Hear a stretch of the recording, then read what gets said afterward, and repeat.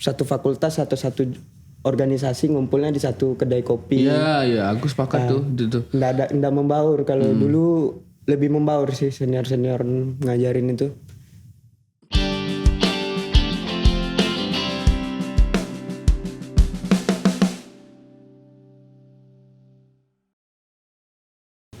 Oke, assalamualaikum warahmatullahi wabarakatuh.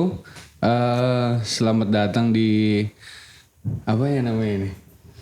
Wawancara lah. Kalau bahasa sekarang tuh namanya podcast gitu kan. Nah, kita kepengen pula bikin gaya-gayaan zaman sekarang, bikin wawancara yang bisa didengar ya kan, yang jelas ilmunya bisa dipakai lah. Kebetulan hari ini kita mengundang Pablo. Ya, sebenarnya adalah Rizky Ananda Pablo. Jadi kayak nama stand up comedy kan, RA. Pablo. Raden Ageng gitu ya. Oke, Bang Pablo ini adalah aktivis semasa kuliah ya. Masa nggak enak. Jadi kuliah di Pekanbaru. Oh ya, lahir juga di Pekanbaru. Lahir di Pekanbaru. Tahun berapa, Bang? Harus disebut dah. Ya, lahir di Pekanbaru, sekolah 92. Sekolah terus kuliah juga waktu itu ya. Di Pekanbaru, terus jadi mahasiswa yang ditunggu kawan-kawan lah kabarnya. Ditunggu. Iya. Makanya hari ini saya kepengen buat sesuatu yang mungkin pada hari ini tidak kawan-kawan mahasiswa temukan pada zaman abang kuliah gitu. Padahal perasaan abang masih sama lah zamannya nih. Zaman abad 21 ya, kita beda abad gitu. Boleh Bang cerita Bang, sekarang kegiatan gimana Bang? Kegiatan 4 bulan terakhir di Jakarta. Jakarta lu? Di Jakarta. Jadi udah mulai agak lupa sih jalan-jalan di Pekanbaru. Ya. Abang sekarang di DPP GMNI. Dapat amanah baru lah. Cuma karena memang serangan COVID kan kita harus balik dulu. Iya, karena makanya kita bisa bikin konten kan. Iya. Udah berapa lama Bang di Pekanbaru? Semenjak berarti di Jakarta udah netap ya? Udah netap di Jakarta, baru balik kemarin. 3 tahun akan netap di sana. Komitmennya begitu. Oh, jadi ceritanya di Pekanbaru kejebak COVID. Iya, kejebak COVID. udah lewati masa karantina yang pasti. Iya. Ya udah lama juga ya. Iya. Rencana mau sampai kapan? Sampai COVID selesai kita berangkat lagi. Ada agenda khusus Bang? Ke Pekanbaru? Iya. Nggak ada sih sebenarnya. Kemarin balik karena situasi di Jakarta tergambarkan akan gawat gitu kan. Kita menyelamatkan diri juga kan. Karena kita orang baru di Jakarta, nggak mungkin kita nanti kalau ada apa-apa kita yang diselamatin orang nggak. Iya. Oh iya ini satu lagi. Di Jakarta mengalami masa peralihan seperti bahasa gitu atau budaya gitu kali nggak? Kalau sementara ini belum ya, karena memang di Jakarta itu kebetulan ngumpulnya sama orang-orang yang dari luar Jakarta juga yang sama bareng-bareng baru masuk Jakarta. Jadi belum ada interaksi sama pemuda-pemuda gitu. Mahasiswa di sana. Jadi kalau dari segi bahasa kultur tuh belum berubah lah. Jangan-jangan tuh malah lu gua gitu. Ya. Tapi kalau dari cuaca kan hampir sama nih. Iya. Jakarta sama Pekanbaru. Panas gitu.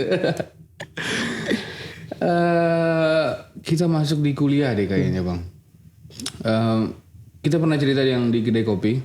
Nah waktu itu aku pernah nanya soal berapa orang sih yang bisa Bang kumpulin dalam satu malam gitu, ya kan? Nah Bang bilang waktu itu 50 orang kan. Itu angka yang banyak Bang. Ya tinggal telepon kan? Iya, tinggal teleponnya apalagi WA juga bisa kan? Bisa. Jadi kan bahkan beberapa momentum kita dalam waktu 1 jam itu kan ngumpulin kawan-kawan untuk aksi yang tidak direncanakan memang kan. Beberapa aksi ada yang mendadak gitu. Bisa lebih dari itu kan.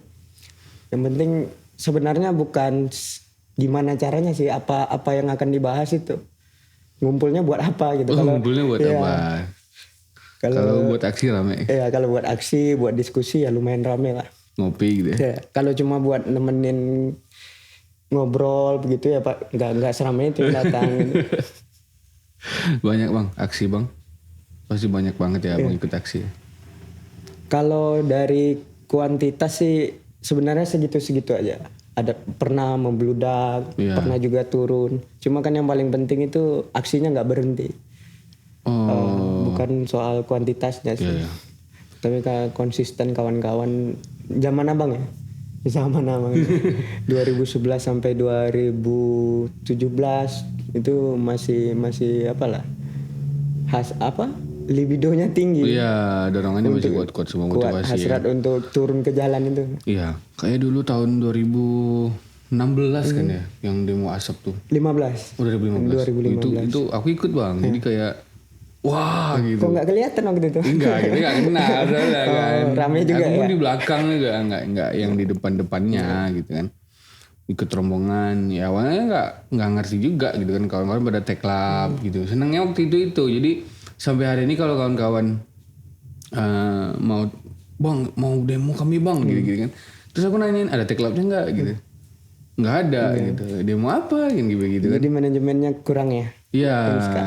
Jadi waktu itu memang bener-bener rame kan, berapa 2000 gitu ya? Lebih ya? 5.000-an kan? 5.000-an. Aku gabung sama Enggak, itu cuma mahasiswa UIN. Win aja waktu itu. Win aja waktu Karena itu. memang kita batasi kan waktu itu memang fokusnya mau coba gelar pasukannya UIN dulu seberapa besar sih. Oh. Dan sukses ya? Sukses. Tapi yang harus diingat kan memang persiapannya nggak seminggu 2 minggu. Iya.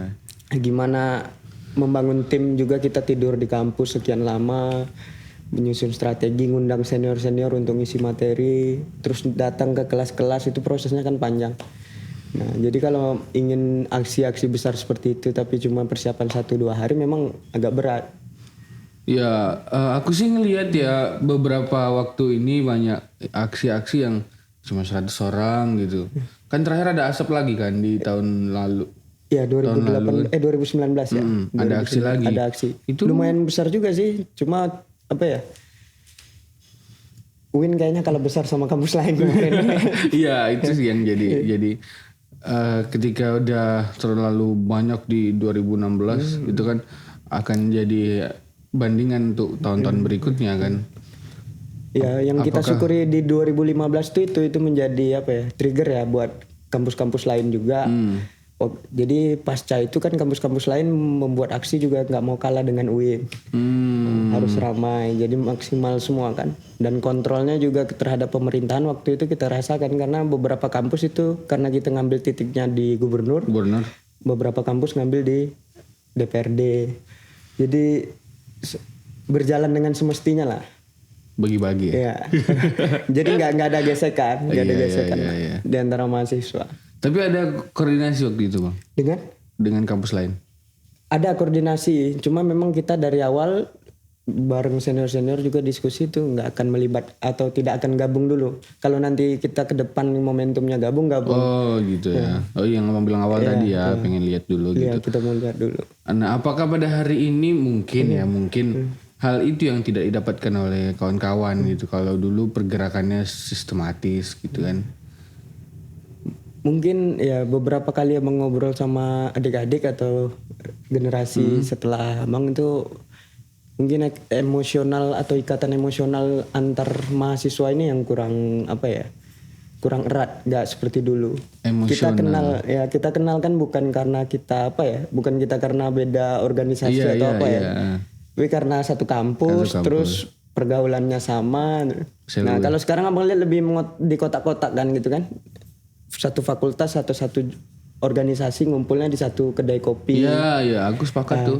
Nggak membaur. Kalau dulu lebih membaur sih senior-senior ngajarin itu.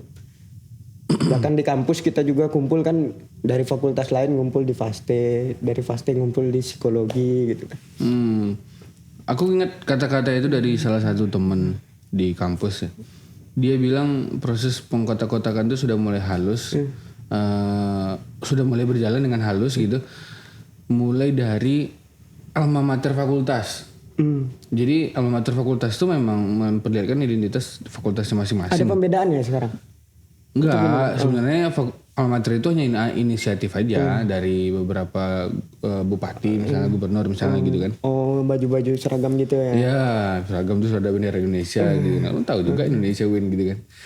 Jadi bahasa kayak ini loh kita misalnya psikologi, misalnya ini loh kita teknik gitu-gitu kan. Tapi ternyata dengan ada yang seperti itu malah membuat kita beda dalam satu rumah gitu. Dan beliau waktu itu ngomongnya gitu, ini bakalan lama nih gitu. Ini bakalan langkah awal buat kita dikotak-kotakin gitu. Kalau abang ngerasain dulu terbalik ya atau kondisinya seperti itu, cuma apa yang terjadi di zaman abang dan senior dulu justru berbeda. Kita punya baju jurusan itu di teknik tuh di Faste itu masing-masing udah lama ya punya baju jurusan.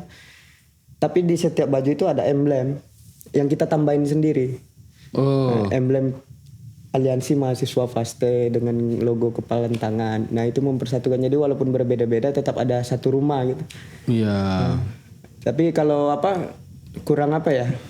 Kalau cuma faktor itu yang menjadi pertimbangan. Cuma abang ngeliat sih lebih banyak faktor krisis eksistensi dan mungkin kepentingan yang belum ketemu ya, kepentingan bersamanya kepentingan bersamanya yang belum ketemu. Nah jadi dulu kalau dulu itu kan kita share itu kasus-kasus kampus itu udah nggak ngelihat jurusan apa, fakultas apa, ngumpul bahas soal KKN, soal transparansi, soal UIN gitu ya kan. Mau di luar dia adalah ketua organisasi eksternal terserah gitu. Tapi kalau di dalam dia harus bicara soal kepentingan mahasiswa UIN. Ya, oke. Bang Pablo, ini aku nggak bisa inilah ya kan. Kalau Pekanbaru kayaknya anggaran mahasiswa yang 2013-an sampai ke 12, 11 dan ke atas ini kayaknya kenal abang semua deh. Masa ya? Kayaknya Pekanbaru kenal gitu kan. Beberapa banyak ketemu orang sih, pernah dengar nama tapi belum pernah ketemu. Terus kalau ketemu membayangkan itu awalnya Pablo tuh badannya besar, kulit hitam kayak orang Amerika Latin atau gimana gitu. Tapi ternyata orangnya kecil ya. Keriting ya, sekali pukul tumbang gitu. Banyak ketemu yang begitu sih. Jadi abang nih mulai karir di mana sebenarnya bang? Memulai karir. Karena abang udah, ya aku bilang tadi, abang udah kayaknya kalau di UIN sendiri gitu kan, orang bilang Pablo gitu. Bahkan aku dulu nggak tahu abang dulu, dengar nama abang dulu, baru aku jumpa gitu. Di kalangan kawan-kawan yang di Faste itu ngomongnya begitu. Bang Pablo gitu, Bang Ipe, Bang apa lagi aku Bang lupa. Faisal. Bang Faisal gitu kan. Siapa sih orang? Siapa sih gitu kan? Jadi aku juga ikut aksi loh, aku juga organisasi. Tapi pas tahu ada kekecewaan tapi organisasi juga gitu kan. Jadi pas kita ketemu, aku lupa ya itu teklab itulah kayaknya. teklab aksi. Iya, jadi ini terus nengok yang badannya gede kan IPN itu baru tahu ini rupanya gitu. Jadi ketika aku mulai ikut organisasi yang seperti eksternal gitu misalnya gitu kan, aku baru menyadari ternyata ada orang yang bisa gini gitu kan. Ada banyak sebenarnya gitu, cuma jarang-jarang yang semua orang tahu gitulah. Aku sampaikan pada diri aku sendiri, kayaknya enak nih posisi orang ini gitu. Nah satu ketika aku ikutin malah nggak sesuai. Iya nggak enak ya kan. Nah. Jadi kalau dari segi kualitas sebenarnya dari segi kualitas kemampuan sebetulnya banyak lah. Banyak lain lebih dari Pablo, lebih dari Ipe, dari Faisal yang familiar itu. Iya. Cuma kan banyak mereka yang mengabdi ya. Kita nggak bilang mengabdinya di luar, mengabdinya di organisasi ekstra duluan atau di NGO. Lebih banyak pemikirnya sebenarnya. Cuma di dalam belum sempat konsolidasi atau menjalin kerjasama dengan kawan-kawan di internal. Nah kalau kita mungkin karena fakultasnya juga di awal itu kita dicekokin ya sama senior mengabdi dulu buat jurusan, mengabdi dulu buat fakultas, buat UIN, baru keluar. Nah, jadi ada semacam aturan tidak tertulis kalau mau jadi pengurus BEM dia harus sudah pernah jadi pengurus himpunan. Himpunan dulu baru ke BEM gitu ya. Jadi Menarik, ada menarik. contoh yang seperti itu sih. Makanya lebih dulu dikenal di Win baru di luar. Oh, Karena aksi-aksi di luar itu setelah sekian banyak aksi di dalam kampus kan. Jadi makanya abang sering ngomong itu cara melihat gerakan kita itu ada penumpang gelapnya. Coba gelar aksi di kampus. Orang-orang yang berkoar-koar di luar itu kalau dia berani ngomong mengkritik kampusnya sendiri, berarti dia bukan penumpang gelap. Tapi kalau dia di luar berani ngomong di dalam takut sama sanksi-sanksi gitu kan. Ya berarti dia yang orang-orang yang abang sebut krisis eksistensi tadi. Ada banyak lah ketemu, jangankan di angkatan yang sekarang, yang zaman-zaman dulu juga banyak kan. Senior-senior yang kalau aksi di dalam kampus nggak mau ikut, tapi kalau di luar mau. kenapa tuh kira-kira Bang? Ya khawatir dengan sanksi-sanksi. Sanksi, Ya, oh ya. sanksi. Apakah gimana ya, terkesan gitu kan pada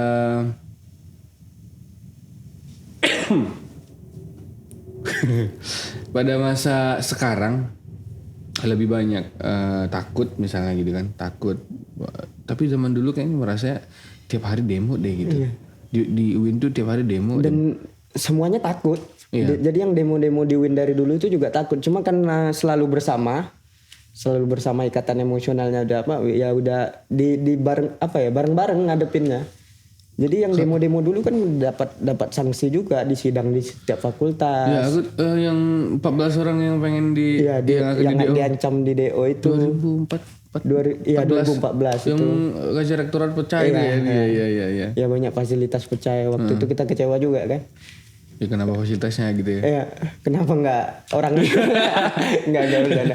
Cuma memang waktu itu posisinya waktu itu kan masih rektornya masih yang lama Pak Nazir ya. Iya. Pak Nazir itu sebelumnya dibilang di luar, tapi ternyata ada di dalam. Jadi kawan-kawan secara apa emosional ya reaksioner ketika tahu ada Pak Nazir di dalam. Iya sebenarnya kenapa ini ya kan? Setelah kacanya pecah kan baru dia keluar menghadapin kita. Oh ada manfaatnya juga ternyata. Nah, dan sanksi-sanksi yang dari aksi-aksi itu kan ada juga gitu. Cuma karena kawan-kawan itu setiap hari kumpul. Jadi setelah aksi itu bukan pulang ke kos, kita kumpul di mana gitu. Kalau sekarang kayaknya enggak. Ya, abang nggak ngelihat secara langsung, cuma dengar cerita dari beberapa kawan-kawan itu yang kedekatan itu yang kurang. Jadi kalau abang lihat sekarang ini kalau mau pemilihan presiden, mau pemilihan apa begitu, kalau mau aksi baru kumpul. Kalau kita dulu kumpul dulu baru nanti cari isu apa yang akan digerakkan gitu. Ya mau aksi nggak aksi ngumpul gitu kan. Ya, aku juga sering diajarin kan begitu kan. Sesekali ajakin kawan ngumpul gitu kan. Rayain ulang tahunnya gitu. Emang alay sih tapi ya. Tapi kan itu apa?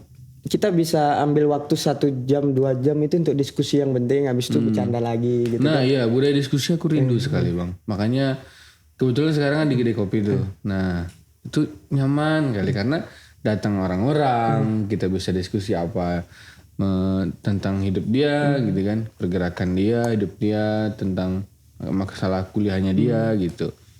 Nah dulu tuh gimana ya, nggak harus nyari dapat diskusi gitu, ada aja. Iya, Dan kita standby dulu kan HP kan. Malam minggu di sini gitu. Malam ini di sini. Berarti yang persoalan yang dihadapi lebih berat memang. Karena kalau zaman abang itu yang paling sulit itu ngajak kawan-kawan untuk baca buku. Ya. Untuk baca buku. Tapi kawan-kawan ini nggak mau baca buku tapi hobi diskusi itu. Baca artikel atau apa nanti didiskusiin, tetap ngumpul. Kalau situasi hari ini mungkin ada beberapa faktor ya. Salah satunya game online barangkali. Iya itu bahaya. Tetap ngumpul tapi main game. Gitu kalau soal game online abang kan udah angkat tangan kan. Oh dulu pernah main juga? Enggak, maksudnya udah pernah nasihatin, udah pernah ngingatin kawan-kawan, udah pernah nyindir tuh. Tetap kawan-kawan tuh istiqomah di situ. Ya kita anggap mereka sudah cerdas ya kan. Nah, Jihan kan. Bisa ini. Cuma tetap itu kembali ke apa ya? Ke hobi sih ya. Karena sekarang game online juga ada profesionalnya. Iya, udah masuk pon belakang ya. Akan ada kejuaraan yang menghasilkan kan. Tapi malah bikin ini ya kan. Bikin ya kayak